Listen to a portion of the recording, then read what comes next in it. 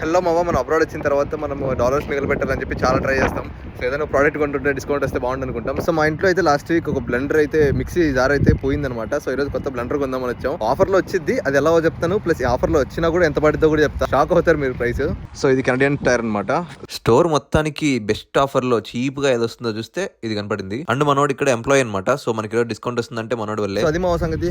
Mixer అయితే తీసుకున్నా. So అలా $50 ఉన్న మిక్సీ $25 ఎంతకో అయితే దాని మీద మళ్ళీ ఎంప్లాయీ డిస్కౌంట్, ఇదిగో ఎంప్లాయీ డిస్కౌంట్ చేయించి మళ్ళీ వాడి దగ్గర ఉన్న పాయింట్స్ ఏదో యాడ్ చేయించి మొత్తం ఒక $20 అయితే మీకు బ్లెండర్ తీసుకున్నా. సో ఎంతో ఉన్న ప్రైస్ అంత తగ్గిందనమాట.